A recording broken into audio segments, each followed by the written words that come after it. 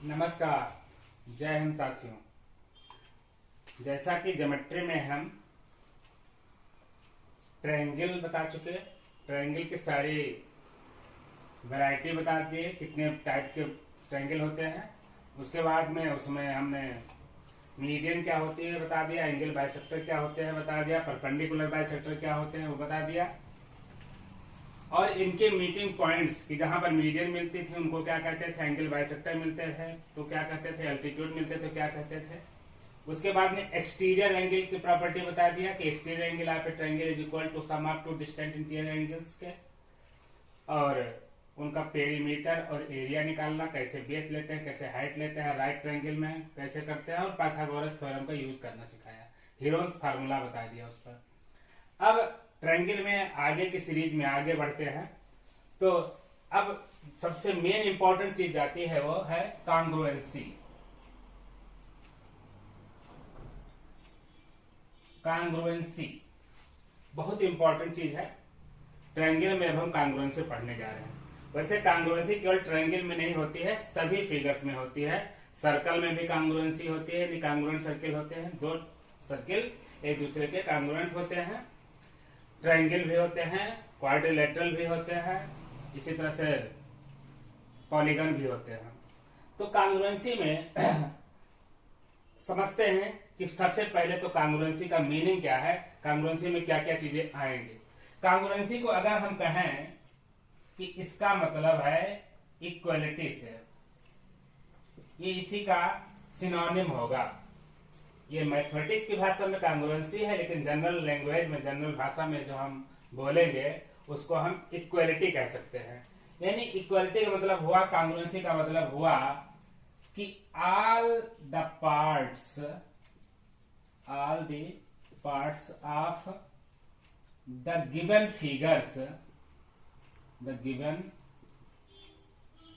Figures are equal. यह बात होती है। अगर कोई दो या दो से ज्यादा फिगर दिए गए हैं, उनके सारे के सारे पार्ट्स इक्वल हैं तो कॉन्ग्रुएंट होंगे।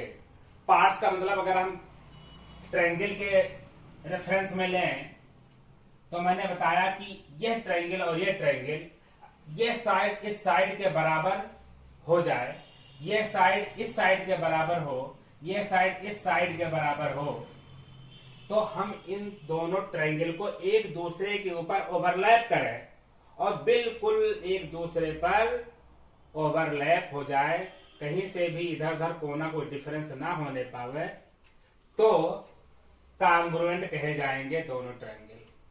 यानी इसका ये एंगल इस एंगल पर फिट बैठ जाएगा, ये एंगल इस एंगल पर फिट बैठ जाएगा, और तीसरा वाला एंगल तीसरे एंगल पर फिट बैठ जाएगा। साइड्स की लंबाई बराबर होंगी तो एक दूसरे को बिल्कुल तीसरा कवर कर लेगा, तनिक सा भी कहीं डिफरेंस नहीं आएगा, तो कहलाएंगे कि दोनों ट्रायंगल कॉन्ग्रुएंट हैं। इसी तरीके से सारे फिगर होते हैं। हम एग्जाम्पल के तौर पर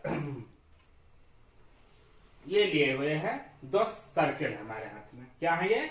दोनों सर्किल हैं। अब ये दोनों अलग कलर के भी हो सकते हैं, हमने अलग अलग लिया। ये भी सर्कल है, ये भी सर्कल है, शेप दोनों का सर्कुलर है। साइज कैसा है ये देखना पड़ेगा। हम लाते हैं इन दोनों को एक दूसरे पर ओवरलैप कराते हैं, देखिए बिल्कुल सटीक एक दूसरे को कवर कर दिया, एक दूसरे को ये कवर कर दिया। Means we can say that these two circles are congruent। ये दोनों सर्किल कॉन्ग्रुएंट हैं। तो इसका मतलब क्या हुआ? दोनों सर्किल अगर बराबर हैं, एक दूसरे पर ओवरलैप कर रहे हैं, इसका मतलब दोनों का सेम रेडियस हुआ होगा। इसका मतलब कि the circles having same radii are congruent to each other. दो सर्किल या दो से ज्यादा सर्किल जिनके रेडियस इक्वल हों वो कॉन्ग्रुएंट होंगे। ये हो गई सर्किल की बात। सर्किल में इतना जानना जरूरी है कि अगर उनके रेडियस इक्वल हैं तो वो कॉन्ग्रुएंट होंगे, बस रेडियस इक्वल आ जाए कॉन्ग्रुएंट होंगे। अब अगर हम ट्रायंगल की बात करें तो हमारे पास एक ये ट्रायंगल है, एक ये ट्रायंगल है। देखिए ये साइड, इसमें दूसरी साइड, इसमें दूसरी साइड, इसमें बेस, ये बेस। अब ये दोनों ट्रायंगल हैं, किसी भी तरीके के हैं, ये आइसोसेलेस हैं, स्केलीन हैं या इक्विलैटरल हैं, इट डजंट मैटर। हम इन दोनों को आपस में ओवरलैप कराते हैं, बिल्कुल एग्जैक्ट एक दूसरे पर लाई कर रहा है, एक दूसरे पर लाई कर रहा है, बिल्कुल एग्जैक्ट। इसका मतलब ये दोनों ट्रायंगल कॉन्ग्रुएंट हैं। बात समझ में आ रही होगी, बिल्कुल कॉन्सेप्ट क्लियर होना चाहिए, बिल्कुल कॉन्सेप्ट क्लियर होना चाहिए कि ट्रायंगल्स कॉन्ग्रुएंट क्या होते हैं, कॉन्ग्रुएंसी क्या होती है, क्या कॉन्ग्रुएंसी केवल ट्रायंगल में ही होती है, हम और चीजों को दिखाते हैं।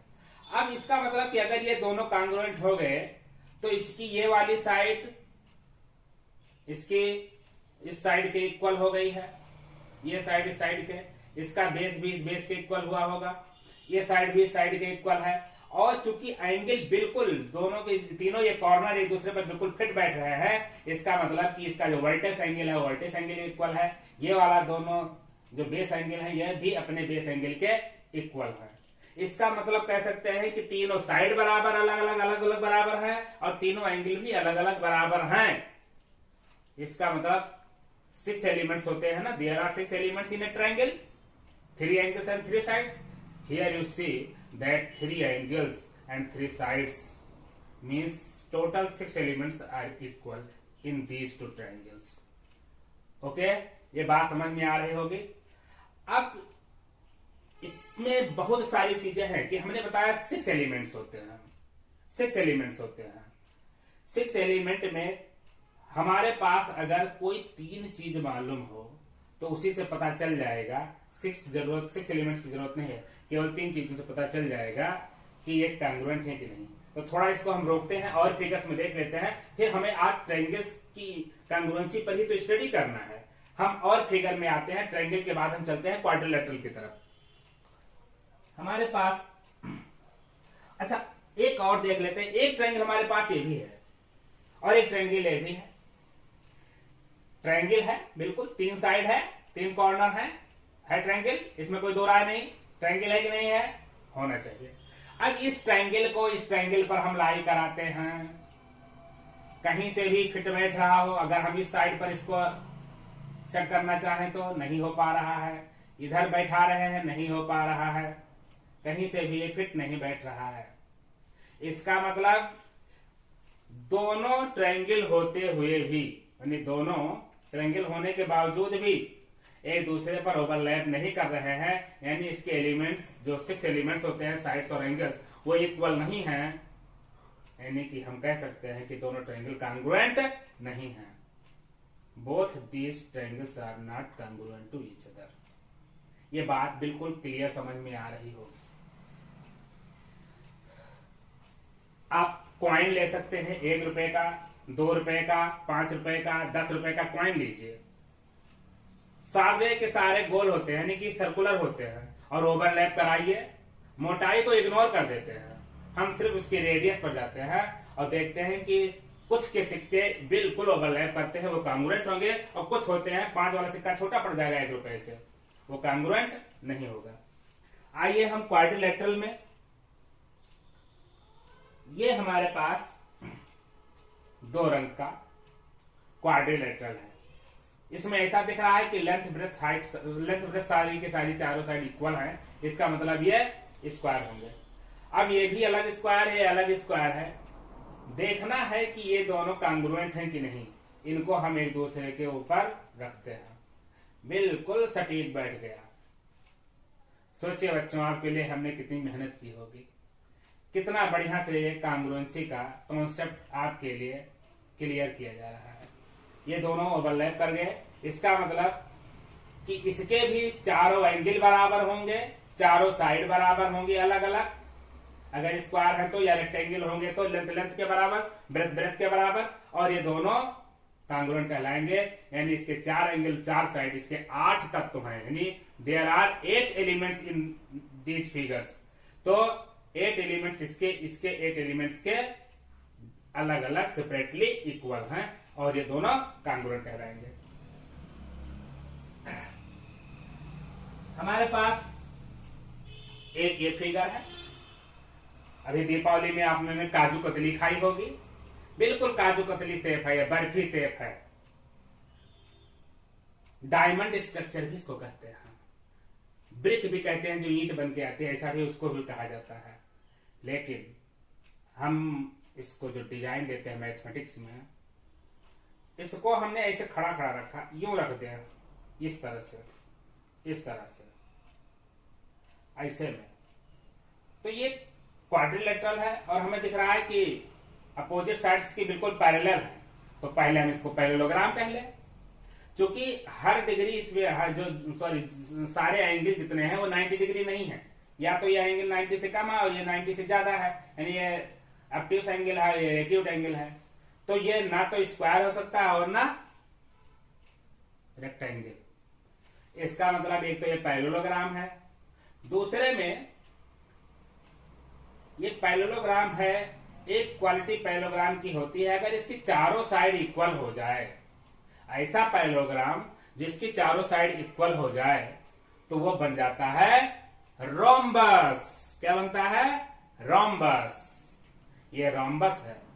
अब हम जब क्वाड्रिलेटरल पढ़ाएंगे तब अलग बताएंगे कि क्वाड्रिलेटरल की प्रॉपर्टी क्या होती है। इसके डायगोनल्स एक दूसरे को परपेंडिकुलर बाइसेक्ट करते हैं, यानी diagonals are perpendicular bisector to each other. ये रहा। अब हम इन दोनों को एक दूसरे पर ओवरलैप कराना चाहते हैं। वाह, बिल्कुल फिट बैठ गई। यानी कि ये दोनों डिजाइन, यानी ये दोनों पैरेललोग्राम या ये दोनों क्वाड्रिलेटरल या ये दोनों रोम्बस एक दूसरे के क्या हुए? कांग्रुएंट हुए। क्या हो गए? कांग्रुएंट। कांग्रुएंसी समझ में आ रही होगी। हम क्वाड्रिलेटरल के केस में आपको कांग्रुएंसी समझा दिए। ये भी वही डिजाइन है जो ये है। ये छोटा हाथी, ये बड़ा हाथी, हम इस पर रखते हैं। बड़ा वाले ने छोटे वाले को ढक दिया, बड़े वाले का पोर्शन दिख भी रहा है, यानी कि इसके सारे पार्ट्स इक्वल नहीं हैं। तो being parallelograms they are not congruent to each other. Parallelogram होते हुए भी दोनों एक दूसरे के कांग्रुएंट नहीं है। ये आपको दिख रहा होगा। हाँ, सिमिलर जरूर हैं। ये 10th का कॉन्सेप्ट है, 10th में पढ़ाया जाता है सिमिलरिटी। हम उस समय बताएंगे सिमिलरिटी क्या होती है। अभी कांग्रुएंसी की बात कर रहे हैं। ये दोनों फिगर बिल्कुल सेम शेप के हैं, सेम शेप के हैं, तो सिमिलर हो सकते हैं, होंगे। लेकिन अभी कांग्रुएंसी की बात है, जब तक सेम शेप हो और सेम साइज ना हो तब तक वो कांग्रुएंट नहीं होंगे। यानी सेम शेप और सेम साइज का होना जरूरी है, यानी दोनों आर्टिकल ये आइडेंटिकल होंगे तभी कांग्रुएंट होंगे। आइडेंटिकल होने का मतलब भी वही इक्वल होना है या कांग्रुएंट होना है, यानी उसके सारे पार्ट्स का इक्वल होना है। Thank you. ये हुआ। अब इसके बाद में ये देखिए 6 साइड्स का हमारे पास पॉलीगन है, इसके हेक्सागन कहेंगे। There are 6 sides in this figures. तो 6 साइड्स है तो ये इसको हेक्सागन कहेंगे। 7 होते तो हेप्टागन कहते, 8 होता तो ऑक्टागन कहते, 9 साइड्स होती नोनागन कहते हैं, अगर 10 साइड्स होती तो उसको डेकागन कहते हैं। यहाँ पर 6 साइड्स हैं तो ये हेक्सागन कहलाएंगे। अब इनको भी ओवरलैप करा के देखते हैं, एक दूसरे पर बिल्कुल एग्जैक्टली लाई कर रहे हैं, कहीं से भी कहीं डिफरेंस इधर उधर नहीं आ रहा है। यानी ये दोनों फिगर भी एक दूसरे के कांग्रुएंट है। तो हमें लगता है कि अब प्रैक्टिकली या फिजिकली तौर पर आपको कभी कोई प्रॉब्लम ऐसी नहीं आनी चाहिए कि कांग्रुएंसी कौन सी बला है। What is कांग्रुएंसी? कांग्रुएंसी आखिर क्या चीज होती है और हम कांग्रुएंसी के कॉन्सेप्ट को कैसे समझे माने। ये रही बात कांग्रुएंसी की। तो अब हमने सर्कल में कांग्रुएंसी आपको दिखा दिया, ट्रायंगल में कांग्रुएंसी दिखा दिया, क्वाड्रिलेटरल में कांग्रुएंसी दिखा दिया, स्क्वायर को भी लेकर के और रोम्बस को भी लेकर के। इसके बाद में हेक्सागन का भी हमारे पास था, इससे भी हमने दिखा दिया। और कॉइन्स को लेकर के हमने बताया कि आप कॉइन से लेकर के चेक कर सकते हैं, या 1 रुपए की, 2 रुपए की, 5 रुपए की, 10 रुपए की, 20 रुपए की, 50 रुपए की, 100 रुपए की नोट्स को लेकर के आप देखिए, बिल्कुल रेक्टेंगुलर शेप होगा, सेम शेप है, लेकिन साइज डिफरेंट डिफरेंट मिलेगी। लेकिन सारे 100 के जो पत्ते होंगे, नोट होंगी, एक नई वाली ले लीजिए या तो पुरानी वाली लीजिएगा। नई पुरानी के भी कांग्रुएंट नहीं है, लेकिन नई वाली नोट आई है वो नई के कांग्रुएंट मिलेगी, पुरानी के एक डिजाइन वाली लीजिएगा तो कांग्रुएंट होंगी, क्योंकि एक दूसरे पे बिल्कुल लाई कर जाती। अब नोटों की जब तह लगाते हैं तो सबसे नीचे बड़ी नोट, उसके ऊपर छोटी नोट, 100 की एक साथ, 50 की एक साथ, 20 जैसे लगाते हैं उसी तरह देखिएगा जितने कांग्रुएंट होते हैं एक साथ रख लिए जाते हैं, फिर बाद में दूसरे का ढेर लगाना शुरू करते हैं। तो इस तरह से कांग्रुएंसी का कॉन्सेप्ट आपके सामने हमने क्लियर किया। उम्मीद करता हूं कि आप समझ गए होंगे। अब आइए फिर चलते हैं कि हम पढ़ेंगे तो ट्रायंगल में कांग्रुएंसी, इंपॉर्टेंस वहां पर है इसका ज्यादा। तो कांग्रुएंसी इन ट्रायंगल, कांग्रुएंसी का मतलब इक्वालिटी से है, ये मैंने आपको बता दिया, और यहां पर इसकी डेफिनेशन भी मैंने लिख दी जो हमें जानने की जरूरत है। कांग्रुएंसी इन ट्रायंगल्स। अब हमने बताया कि किसी ट्रायंगल में 6 एलिमेंट होते हैं, एंगल होता है ABC, 3 एंगल, और ये 3 साइड होती हैं।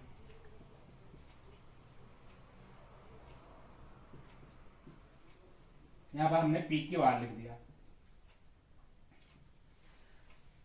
इसमें कहा जाता है कि अगर आप इस ट्रायंगल को इसके ऊपर लाई कराते हैं और ये कोना फिट इस पर बैठ जाए, ये कॉर्नर इस पर फिट बैठ जाता है और ये साइड को भी कवर कर लेता है, ये साइड इसके इक्वल हो जाए, ये इसके इक्वल, तो ऑटोमेटिकली ये साइड इसके इक्वल होगी और ये एंगल भी कोना बैठ जाएगा।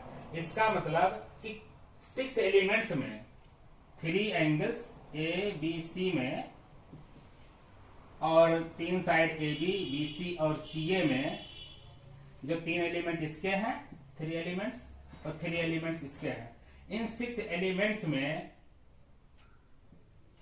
एलिमेंट्स में कोई हमको 3 एलिमेंट्स मिला करे और इन्हीं की मदद से हम प्रूव कर देंगे कि दिया हुआ ट्रायंगल कांग्रुएंट है कि नहीं है। आइए हम देखते हैं। सबसे पहले अब मैं लिख देता हूं कि क्या क्या कंडीशन होंगी। Conditions of congruency, conditions of being congruent या कांग्रुएंसी। पहली है, हम नाम देते हैं SSS क्राइटेरिया। कंडीशंस कह सकते हैं या क्राइटेरिया इसको कह सकते हैं,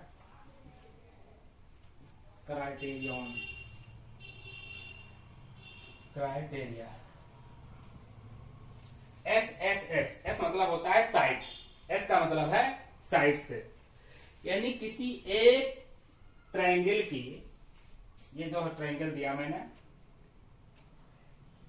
इसका नाम दे देता हूं ABC, इसका नाम दे देता हूं PQR। इस ट्रायंगल की एक साइड दूसरे ट्रायंगल की कोई एक साइड, अभी कोई जरूरी नहीं कि इधर वाली लिया था तो हम इधर ही ले लें, हम इधर भी दिखा सकते हैं, दिखना चाहिए। यानी यहां पर हमारे पास अगर गिवन में है कि AB = PR, हमने इस पर रखा, ये दोनों फिट बैठ रही है, यानी ये दोनों लेंथ बराबर हैं। दूसरी साइड हम यहां से लेते हैं ये, और यहां से ये, यानी यहां से BC = QR, कोई दूसरी साइड, यहां से भी कोई दूसरी साइड चूज कर सकते थे, यहां भी। फिर तीसरी साइड जो बच रही है, कौन सी बच रही है, यहां पर AC बच रही है, वहां कौन सी बच रही है, PQ।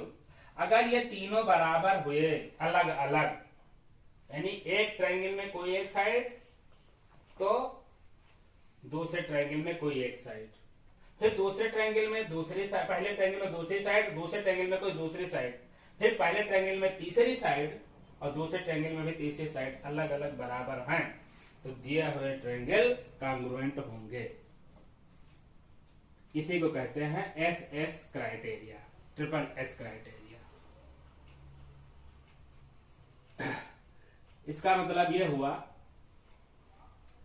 कि ट्रायंगल की तीनों साइड अलग अलग बराबर हो जाएं। एक लाइन में जो लिखा जाता है कि एक ट्रायंगल की तीनों साइड दूसरे ट्रायंगल की तीनों साइड के अलग अलग इक्वल हो जाए तो वो दोनों ट्रायंगल कांग्रुएंट होंगे। अब जब कांग्रुएंट हो गए तो एक चीज जानिएगा, या हम उसको अभी सारी क्राइटेरिया बताते हैं, दूसरी क्राइटेरिया पर आते हैं। SAS criteria, SAS criteria, SAS criteria में साइड एंगल साइड, जरा इसको समझने का प्रयास करते हैं कि एक ट्रायंगल ये लिया, दूसरा ट्रायंगल हमने ये लिया, नाम वही ABC, यहां पर PQR। कह रहा है कि एक साइड, पहले एक साइड ले लेते हैं, AB साइड हम मान लेते हैं, AB वाले साइड मान लेते हैं QR के इक्वल हुई है, सिंगल डैश से सिंगल डैश को दिखाया। दूसरा फिर यहां पर BC को हम इससे दिखा रहे हैं, PQ से। अगर BC साइड को हम PQ से दिखा रहे हैं, दो साइड हो गई, और A को बीच में लिखा गया है, यानी S और S के बीच में A आया है, यानी इन दोनों साइड के बीच में घिरा हुआ एंगल, यानी angle inscribed between these two sides, ये एंगल की बात होगी। ये एंगल और इन दोनों में इस एंगल के इक्वल हो तो दोनों ट्रायंगल कांग्रुएंट होंगे। यहां ये समझने की बात है, खूब लोग पढ़ाते चले आ रहे हैं बड़े प्यार से, कि किसी एक ट्रायंगल में एक साइड, दूसरे ट्रायंगल के एक साइड, फिर किसी ट्रायंगल के उसी पहले ट्रायंगल की दूसरी साइड और दूसरे ट्रायंगल की दूसरी साइड के इक्वल हो, तथा उनमें से एक एंगल दूसरे ट्रायंगल में किसी एक एंगल के इक्वल हो तो ट्रायंगल कांग्रुएंट होगा। बिल्कुल गलत। वो एंगल होना कहां चाहिए, दोनों एंगल का, दोनों इक्वल साइड्स दी गई है, उनके बीच का इंक्लिनेशन होना चाहिए, यानी that angle should be inscribed between the given two lines. उन दोनों लाइंस के बीच का इंस्क्राइब होना मस्ट है। पता चला कि यह एंगल इस एंगल के इक्वल है, यहां नहीं होकर के, तो ये दोनों कांग्रुएंट नहीं होंगे, ये दोनों कांग्रुएंट नहीं होंगे। कांग्रुएंसी को हम इक्वलिटी से शो किए थे, तो हम इक्वल लगाएंगे, इक्वल लगाएंगे। लेकिन बात यह है कि मैथमेटिक्स में चूंकि हम इक्वलिटी बोले नहीं कांग्रुएंसी बोले, तो थोड़ा सा डिफरेंट बनाने की जरूरत है। इसको हम यूं कर देते हैं, ये सिंबल हो गया कांग्रुएंसी का, और ये दोनों कांग्रुएंट नहीं है, हम यूं काट देंगे, ये कांग्रुएंट नहीं है, लेकिन ये दोनों कांग्रुएंट थे, तो ये कांग्रुएंसी का साइन है। ये क्या है, साइन ऑफ कांग्रुएंसी।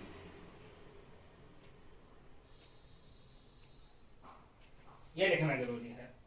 यानी यहां पर AB था किसके इक्वल, QR के इक्वल, AB QR के इक्वल था, BC PQ के इक्वल था, BC PQ के इक्वल था, और इन दोनों के बीच घिरा हुआ एंगल, यहां पर एंगल B और यहां पर एंगल Q,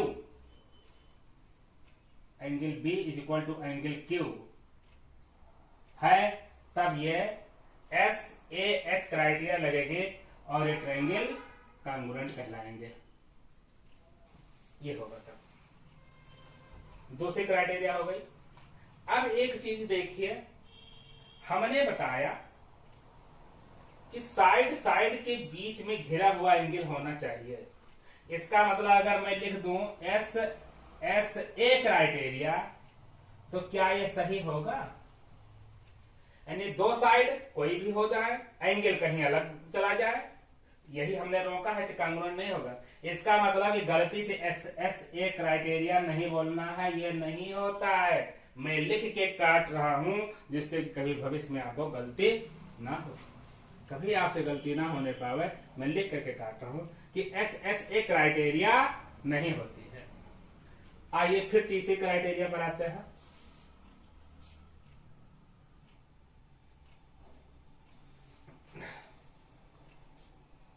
ASA क्राइटेरिया, इस पर थोड़ा अच्छे से समझने की जरूरत है। कह रहा है दो एंगल मालूम हो, इक्वल हो, और उनके बीच का साइड, जब से ये दोनों ट्रायंगल दिए गए हैं, दो एंगल मान लेते हैं, ये इसके बराबर है और डबल से दिखा दिया, डबल लाइन से ये एंगल इक्वल है। तो दोनों के बीच में इंस्क्राइब्ड साइड कौन सी है, घिरी हुई साइड कौन सी है, ये है। यानी ये साइड इसके इक्वल हो जाए, जो दो एंगल दिए गए हैं, ये एंगल इसके इक्वल और ये एंगल इसके इक्वल, सेपरेटली इक्वल है, उनके बीच के साइड इक्वल है, तो यह कॉन्ग्रुएंट होंगे।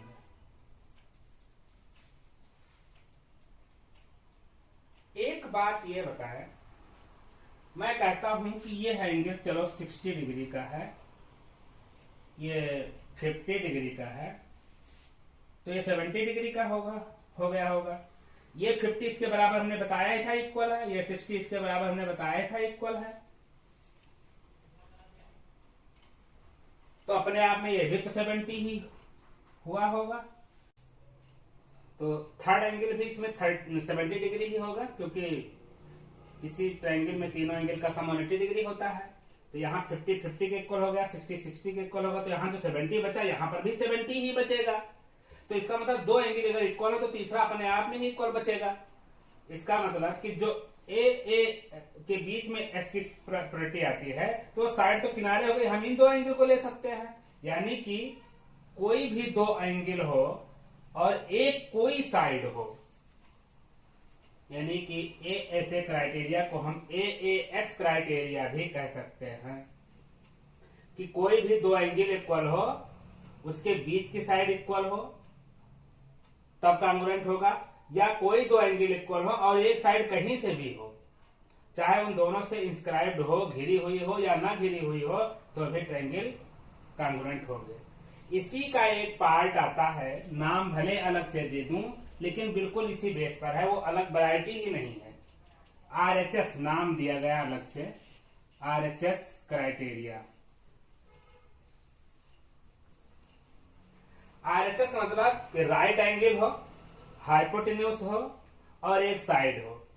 हम बनाते हैं राइट ट्रायंगल का, एक कोई ट्रायंगल ऐसे लिया, नाम लिखा है यहां पर ABC PQR। यहां पर राइट ट्रायंगल होना चाहिए, राइट एंगल ट्रायंगल है, राइट एंगल हो गए दोनों में। हाइपोटेन्यूज दोनों के बराबर हो, हाइपोटेन्यूज 90 डिग्री के सामने का साइड होता है, तो ये हाइपोटेन्यूज और ये हाइपोटेन्यूज दोनों बराबर हो गए। फिर इसके बाद में कोई एक साइड, हम सपोज करते हैं इसमें ये साइड लिया, तो हम इसमें ये साइड लेते हैं। कोई जरूरी नहीं कि हम परपेंडिकुलर लिए तो परपेंडिकुलर ही, अगर ये साइड इसके इक्वल है तो इस ट्रायंगल पर इस ट्रायंगल को अगर हम उलट के बैठाएंगे कि इस बेस, ये इसको बेस लेकर के इस पर पुट कर दें और ये वाली इसके ऊपर खड़ी हो जाएगी, बिल्कुल एग्जैक्ट ओवरलैप कर जाएगा, लाई कर जाएगा, और ये दोनों ट्रायंगल कॉन्ग्रुएंट हो जाएंगे।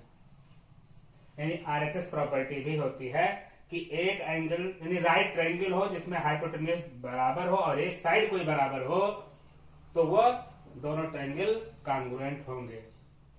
ये चार प्रॉपर्टी खासकर आप जान लीजिए कॉन्ग्रुएंसी के बारे में। इन्हीं की मदद से अब क्वेश्चन लगेंगे कि एक ट्रायंगल का मॉडल दूसरी जगह पर कहीं फिट होगा और हम उन दोनों ट्रायंगल को, यानी एक वो ट्रायंगल एक उसका वो मॉडल, दोनों को हम कोरिलेट करेंगे और कोरिलेट करके कोई एक अननोन साइड की वैल्यू निकालेंगे या कोई हमारी एक प्रॉब्लम होगी उस प्रॉब्लम को उससे कोरिलेट करके प्रूव करेंगे, फाइंड करेंगे। तो इस तरह से कॉन्ग्रुएंसी का ये जो कॉन्सेप्ट है ट्रायंगल में ये पूरा होता है। तो हमने जो क्राइटेरिया बताई कि ट्रायंगल कॉन्ग्रुएंट किन किन दशाओं में होते हैं, किन किन कंडीशंस में होते हैं, उन्हीं के शर्त पर अब हम क्वेश्चंस करेंगे, एक्सरसाइज करेंगे। उस तरह से हमने एक क्वेश्चन दिया है, इसको सॉल्व करते हैं और ये उसी पर बेस्ड है कॉन्ग्रुएंसी पर। कॉन्ग्रुएंसी की एक्सरसाइज को हम करवाएंगे, खूब सारे क्वेश्चन करवाएंगे, आप लोग समझिए, करिए।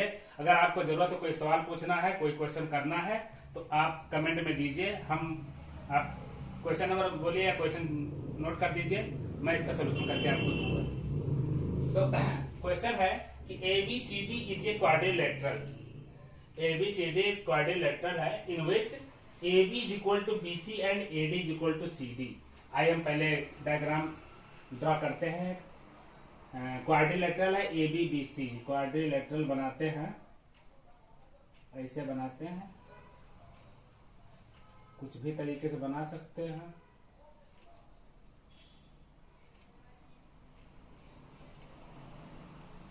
तो A B is equal to B C. तो थोड़ा इसको और कम कर लें, A B is equal to B C. A B B C के इक्वल है, दिया हुआ है। A D is equal to C D, यहां डी कर देते हैं, तो ए डी सी डी के इक्वल है। ये दोनों हमने डबल डैश से दिखाया। So that B D bisects, B D इसकी जरूरत है, जो B D bisects both the angles A B C, यानी ए बी सी को बाइसेक्ट करते हुए जाएगा, यानी ये दोनों एंगल, और यहाँ ए डी सी को भी बाइसेक्ट करते हुए पहुंचेगा, यानी ये दोनों एंगल यहाँ पर, ये दोनों एंगल यहाँ पर प्रूव करना है। तो हम अब ये थ्योरम है, थ्योरम को प्रूव करने के लिए स्टेप्स होते हैं, बिल्कुल सिक्वेंशियल वे में आपको लिखना है। मैं जो आप बता देता हूं इसी को फॉलो करिए। कैसे कैसे, पहले तो लिखेंगे, क्योंकि प्रूव करना है, शो करना है, तो यहां लिख देंगे प्रूफ। पहला नंबरिंग नहीं करें, पहले होता है गिवन। पहली हेडिंग आपकी होनी चाहिए गिवन, कि हमें क्या क्या गिवन है, क्या क्या मिला हुआ है। तो यहां पर मिला हुआ है कि एबीसीडी के quadrilateral, A B C D is a, जो लिखा है बिल्कुल ऐसे ही लिख देना है, quadrilateral in which AB is equal to BC and AD is equal to CD। बस गिवन हो गया। गिवन के बाद होता है टू प्रूव, कि हमको प्रूव क्या करना है। टू प्रूफ नहीं, to prove. To prove, prove क्या करना है कि BD bisects the angle ABC and ADC, यानी कि BD bisects ABC and ADC। यहां पर एंगल लगा देते हैं, दैट इज, अगर बाइसेक्ट करती है तो ये बी बट रहा है कितने हिस्सों में, दो हिस्सों में, ABD और DBC, यानी कि angle ABD is equal to angle DBC या CBD। एक पहला ये प्रूव करना है। दूसरा प्रूव करना है ADC को बाइसेक्ट करेगा तो angle ADB is equal to angle CDB। ये दोनों चीज प्रूव करनी है। टू प्रूव के बाद कंस्ट्रक्शन आता है हमारा। कंस्ट्रक्शन, अगर कंस्ट्रक्शन का स्टेप नहीं है तो नहीं लिखेंगे। हमको यहां बताया था कि BD बाइसेक्ट करता, तो हमने BD मिलाया है, तो BD मिला के यहां दिखाना पड़ेगा, तो यहां लिख देंगे ज्वाइन BD, ज्वाइन BD या V ज्वाइन BD लिख दिया जाता है, ज्वाइन BD। इसके बाद आप लिखेंगे प्रूफ, यहां पर शुरू करेंगे प्रूफ। आइए प्रूफ में देखते हैं। हमारे पास ये दो ट्रायंगल तैयार हो रहे हैं BD डायगोनल से लेकर के, क्योंकि उस ट्रायंगल में एक साइड AB, तो उसके बराबर वाली साइड दूसरे ट्रायंगल में आ रही है, इसलिए हम ABD और BDC ट्रायंगल में कांग्रुएंसी को देखेंगे। तो लिखेंगे in triangle ABD and triangle BDC। देखिए क्या क्या मालूम है, यहां से AB मालूम है तो यहां पर BC मालूम है। इस ट्रायंगल के लिए AB, तो इस साइड, दाहिने साइड के लिए उसकी साइड होनी चाहिए, यानी AB इसकी साइड है तो BC इसकी साइड है। ये एरो बना के आपको सिर्फ हमने दिखाया है, ऐसा नोट करने की जरूरत आपको नहीं, समझने के लिए है। फिर अब इधर की साइड को इधर लिखेंगे और इधर की साइड को इधर लिखेंगे, इक्वल के दोनों तरफ, इस तरह से ध्यान रहा है। इसमें दूसरी साइड AD है तो इसमें दूसरी साइड DC है, तो AD is equal to DC, AD is equal to DC। एक तीसरी चीज देखिए कि अगर हम ब्लेड से लेकर के, जो यहाँ परफोरेटेड टाइप का आपको दिख रहा है, अगर हम ब्लेड लेकर के इसको चीर के काट देते तो दो ट्रायंगल तैयार होता। BD साइड उसके लिए भी बन के तैयार होती है और बीडी साइड इस ट्रायंगल के लिए भी बन के तैयार होती है। यानी BD is a side which is common in both the triangles. तो BD is common in both. यहां इसे भी लिख देते हैं BD is equal to BD और यहां पर रीजन लिखा जाता है कॉमन इन बोथ। ये लिखा जाना जरूरी है। और इन दोनों को तो गिवन गिवन रीजन देना जरूरी है। दाहिनी तरफ लंबी लाइन खींच के लिखा जाता है, आपकी कॉपी में जगह होती है। अगर आप रीजन नहीं लिखते हो कोई चीज की ऐसा क्यों है, जैसे मान लेते हैं हम कोई चीज कंस्ट्रक्शन से मान के चले हैं तो यहाँ लिखा जाता है बाई कंस्ट्रक्शन। अगर रीजन नहीं लिखते हो तो नंबर कटेगा। ज्योमेट्री में यही बात है कि आपको एक्सप्रेस करना जरूरी है। जो जो भी आप करते जा रहे हो, कोई भी चीज बताते हो कि ये इसके इक्वल हुआ तो क्यों हुआ, रीजन देना जरूरी है। अब तीनों साइड इक्वल हो गई अलग अलग। ये साइड एक साइड थी इसकी तो इसके हो गए, दूसरी साइड वहां वाली इसके बराबर, तीसरी जो बची तीसरी दोनों के लिए सेम है। तो बाई एस एस एस पहली क्राइटेरिया जो बताया था हमने ट्रिपल एस वाली, तो बाय ट्रिपल एस क्राइटेरिया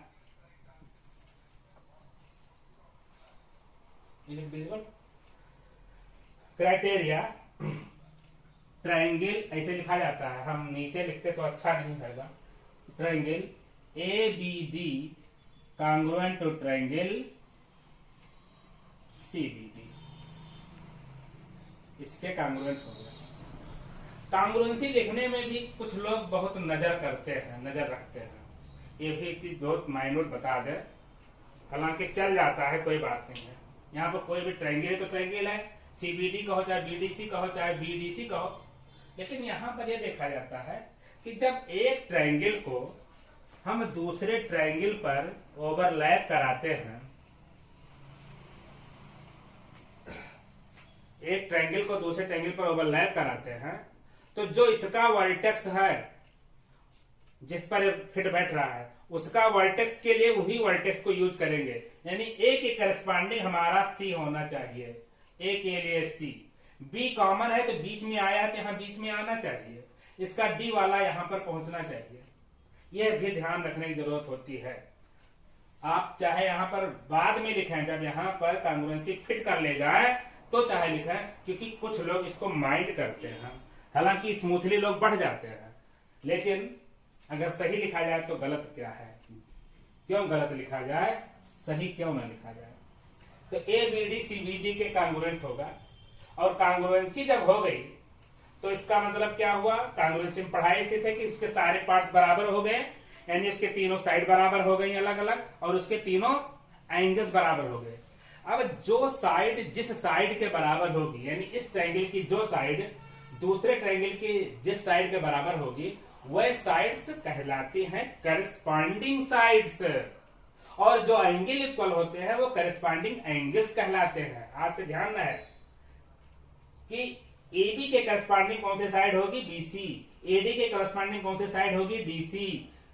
तो BD के करस्पॉन्डिंग कौन सी साइड होगी, खुद अपनी BD, करस्पॉन्डिंग साइड्स। तो इसमें ये करस्पॉन्डिंग साइड्स हैं दोनों कांग्रुएंट ट्रायंगल को। अब एक एक चीज लिख के देखते हैं कि जब जो साइड बराबर होगी उसके सामने का एंगल भी बराबर होगा। तब जब कोई साइड किसी ट्रायंगल में दूसरे ट्रायंगल के साइड के इक्वल होगी तो उसके सामने का जो एंगल होगा इसमें उसके सामने का एंगल इक्वल होगा, ये एक शर्त होगी। और इन्हीं एंगल को आप करस्पॉन्डिंग एंगल कहेंगे, यानी जो साइड इक्वल होंगे उनके सामने के साइड्स करस्पॉन्डिंग एंगल कहलाएंगे। तो यहां पर AB के सामने, AB चूंकि BC के बराबर है तो AB के सामने बना हुआ एंगल कौन सा होगा, ADB। इसलिए angle ADB is equal to इसके सामने वाला एंगल कौन सा होगा, BDC। ये समझने की जरूरत है। यानी ये साइड इस ट्रायंगल में, ये साइड इस ट्रायंगल में, ये साइड बराबर थे, तो इसके सामने कौन सा एंगल बनेगा, ये। इसका नाम लिखा हमने ADB, इसका नाम लिखा BDC। क्यों, इसी को लिखा जाता है by CPCT, corresponding part of congruent triangle. Corresponding part of congruent triangle, part मतलब एंगल भी हो सकता है और साइड भी हो सकती है। तो पार्ट दिखाया था, करस्पॉन्डिंग पार्ट होंगे, करस्पॉन्डिंग साइड हो सकती है, करस्पॉन्डिंग एंगल हो सकता है, इसलिए corresponding part of congruent triangle, यानी दो कांग्रुएंट ट्रायंगल दिए गए हैं, उनके करस्पॉन्डिंग पार्ट्स हैं जो कि आपस में इक्वल होना ही होना है, क्योंकि कांग्रुएंट है, इक्वल है इसलिए कांग्रुएंट है, कांग्रुएंट है इसलिए इक्वल है।